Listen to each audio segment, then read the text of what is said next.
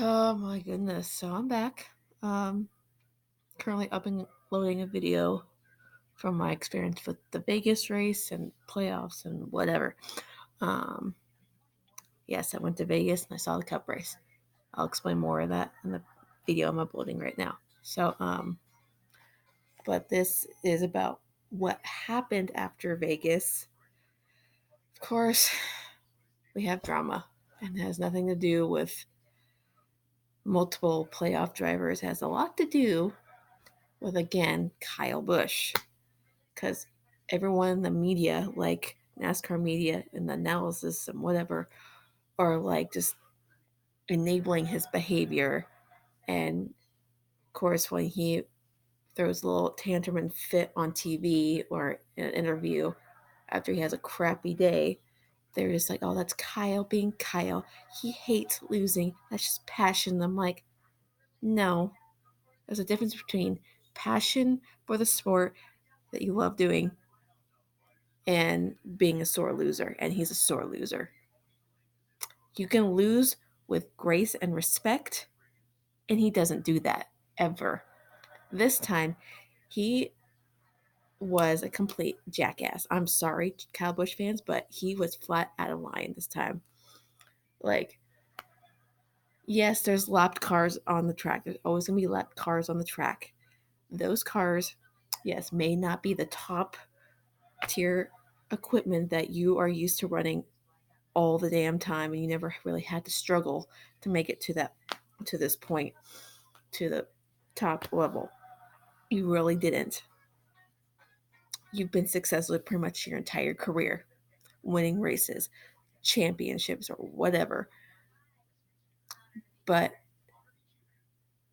like the 52 car of Garrett Smithley, I believe, was running his race. It was near the end of the race, basically, and Bush ran to the back of him. It looked like it was on purpose. I feel like it was on purpose, but who knows what actually happened.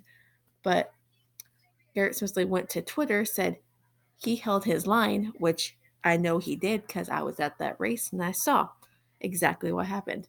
Um, it's like I held my line and two cars went by just fine. But Bush decided, I'm going to go high and run into the back of this guy and then complained about it afterwards. Bush literally complained about it afterwards. Like, we have guys who haven't won like late model races in these races and this and that and blah blah blah, acting like he's supposed to be the only one on track, only the playoff drivers matter, and this and that. And he basically said, if you're like, you're not going to be able to be in top tier rides, you can't win a bunch of races and this and that and blah blah blah. Dude, like, go screw yourself, dude. Go screw yourself. Not everyone gets the chance or opportunities that you've gotten to get to where you are right now. Yes, you're in top notch equipment, running top 10, top 5, winning almost every single week. The one time you screwed up your own damn race, you blame someone else. You do that every single damn week. He came from multiple laps down from hitting the wall in lap 5 at Vegas, was on track to have like a top 10 finish, which is good for him.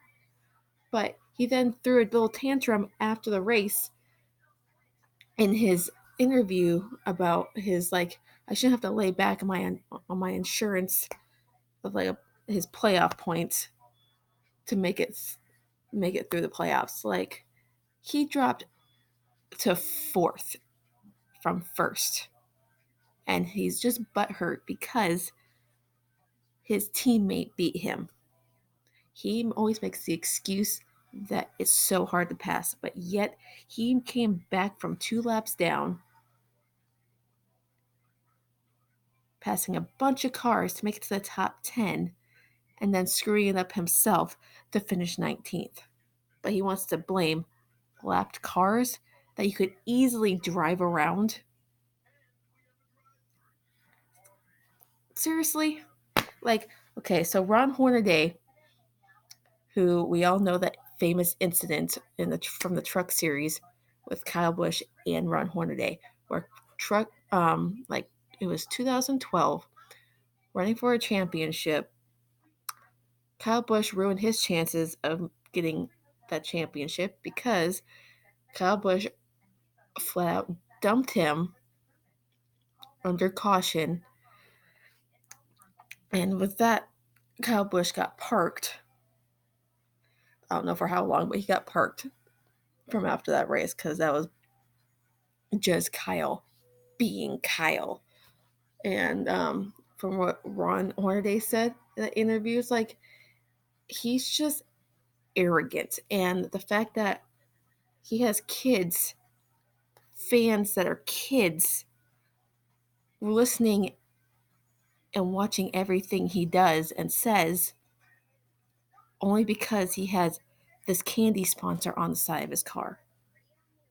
Only reason why he has kid fans, like young kids as fans. And these guys are watching and listening to every single thing he does and says. And they're going to grow up thinking, I don't, I get to act like that when things don't go my way. I get to say things like that when someone else does something wrong, but it's really my fault, and not taking responsibility for their own actions. Like, he doesn't take responsibility for his actions. He blames his crew all the time. He blames his crew, like crew chief. He blames everyone else on track. Maybe one time in his damn career that he has taken responsibility for something, and that was like some incident on track, and that was sometime this season, and even that was, I don't even know. That was like a shock to me, but the guy will not. He's 33 years old and acts like a 5-year old. Like, he has a mentality of a 5-year old where if he doesn't get what he wants and he doesn't win every race and blah, blah, blah, he has to throw a fit, blame other people, or just make excuses. I don't get it. Like, mentally, what the hell is wrong with this guy? Why do you think you're entitled? Just because you think you're the best ever on track? You're not. You are not the king. Um, you are not Jimmy Johnson. You are not Jeff Gordon. You're not any of these like great, amazing drivers.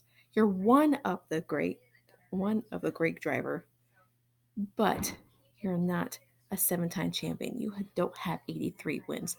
You don't have 200 wins. In your mind, you think you do, but that's just because you decide I'm gonna go against the minors and get all my wins that way. Just to think you're the best in the world. You're not. And to say you have to be like in top notch equipment just to be in a top notch ride is bullshit.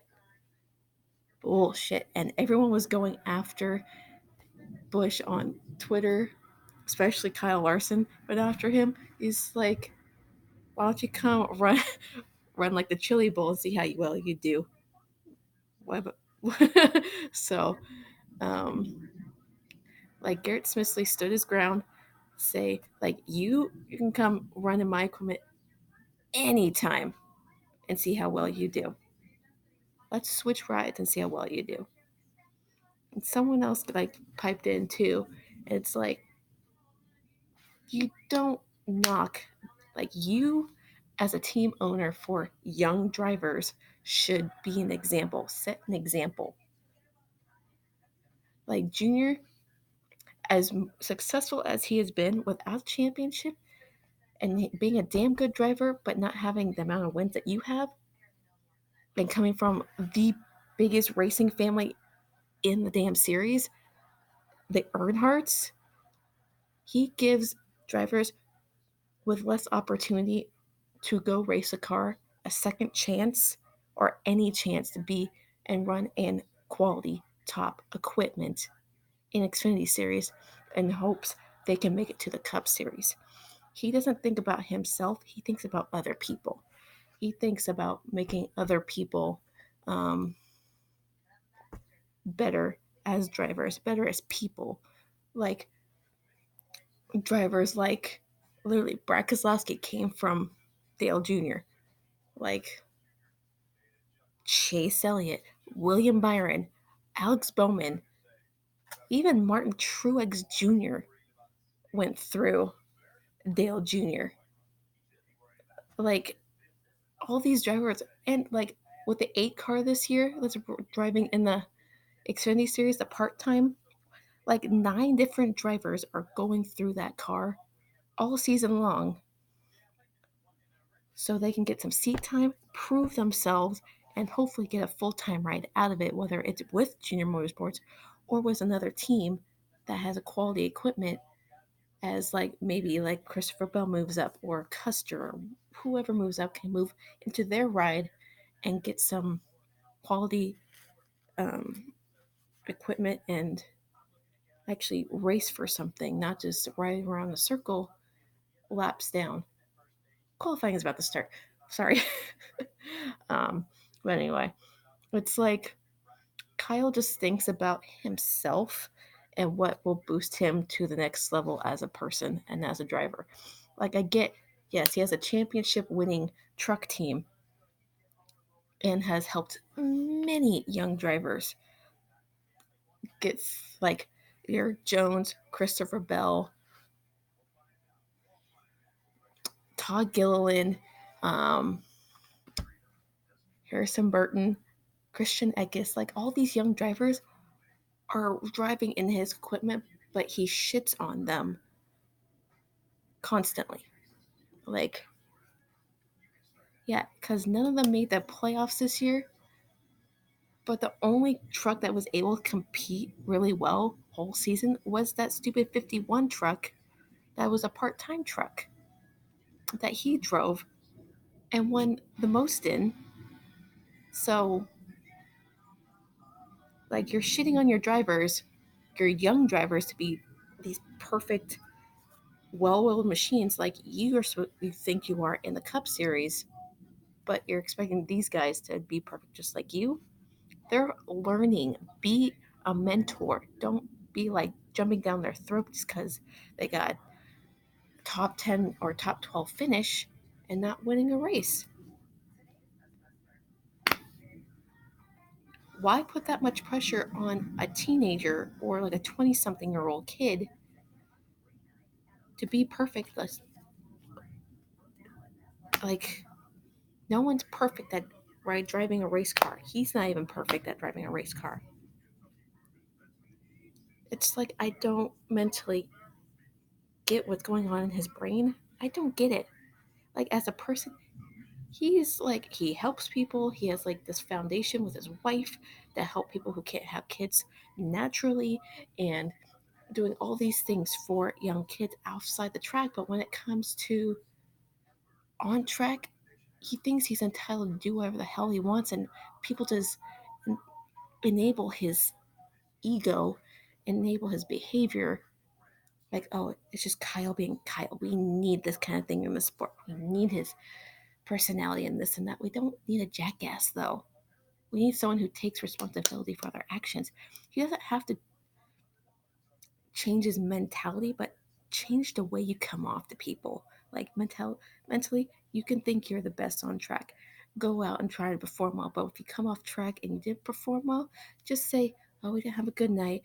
We could have done this better and doesn't this, that. Not go like, oh, it's this guy's fault or that guy's fault. I can't pass. It's the package's fault. Blah, blah, blah. It's like, just take responsibility for once. It's not hard. More people would like you if you weren't a jackass. If you haven't seen the video, I reposted it on my Facebook from Junior's podcast, and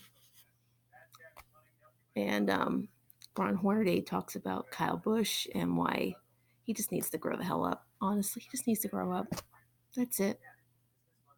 Why is it so hard just to admit that you're wrong sometimes and stop blaming your crew? More people would like you if you weren't a jackass. I know you want to play the villain and this and that. Like, people think like, well, Tony Stewart was the same way. And it's like, no, Tony Stewart was not the same way. Tony Stewart won championships, knew he was a jackass, but stood behind what he said says like off track or on track or whatever. He knows he's a hothead. He gets that. Kyle Busch just plays being a hothead. He's not natural at being it. He's just like on and off the track. Tony's that Stewart. That's just how he is.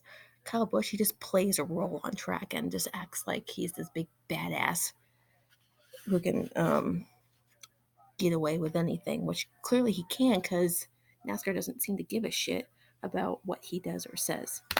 So I don't know.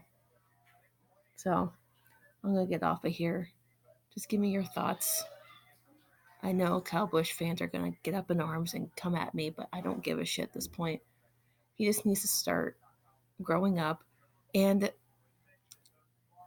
out analysts and media people stop enabling him. Stop it. Like, why do we have to enable his behavior and what he does on track and this and that?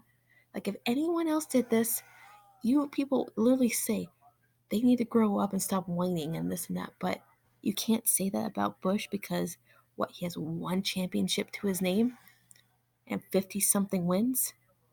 Yeah, he's good. We get it, but he's not great to enough to where you dismiss everything he does and what he says. They need to do something or his attitude just won't be. It's just gonna get way too out of control. Like, who has a driver that says, if you don't like that kind of racing, don't watch? Or it wasn't the racing that was our problem at that race last year. It was his way he talked to the fans. You don't talk to the fans that way. People don't like you based on what you just did. The racing was incredible at Chicagoland last year. Absolutely incredible. Did I like that he won that race? No.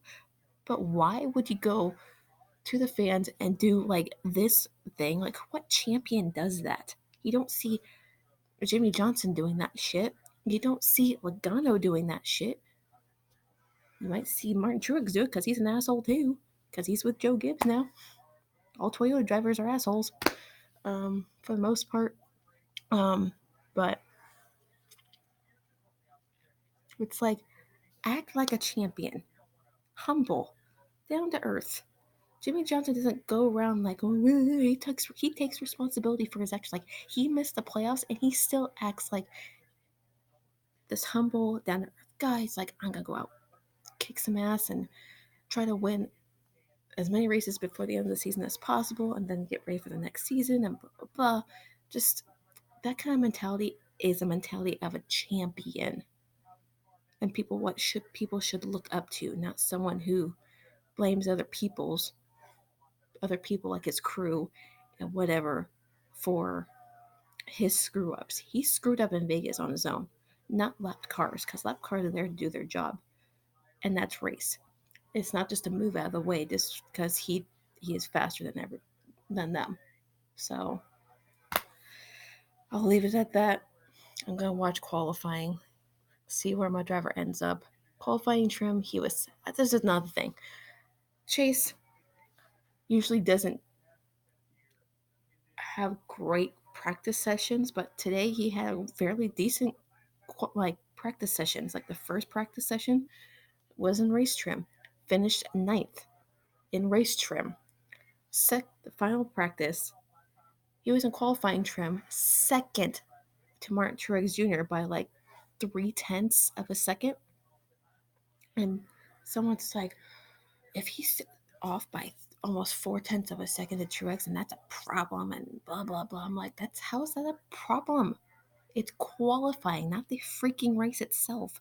Plus, the conditions that they run during like the middle of the day doesn't usually translate into qualifying later in the day, going into the evening. Like, the race is at night, not during the day. So whoever speed Truex had for qualifying may not be there when he actually gets on track. So, plus, why can't we just focus on the fact that this is coming from Chase fans? You're not a fan if you are talking like that. I can get critical with how the speed and this and that, but this weekend. Usually, Richmond has not been the best track for Chase in Cup, but in Xfinity, he's great at it. He won a race at Richmond. Like, he went back to back with at Texas, then at Richmond. Like, so having that kind of speed during practice and qualifying trim, for him, that's incredible. So, and plus, this is the playoffs, and this is when the 9 team starts to accelerate, and Hendrick Motorsports starts to accelerate a little bit. So, everyone has like decent speed all around in Hendrick this weekend. So, we'll see how that goes. I just want to just think positive, people. Chase has a good car this weekend. Let's just focus on that, please. Stop choosing to be negative.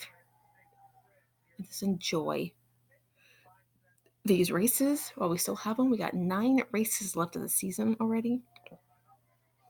Sorry. Oh, I'm tired. It's been a long day. But anyway, still, just be positive.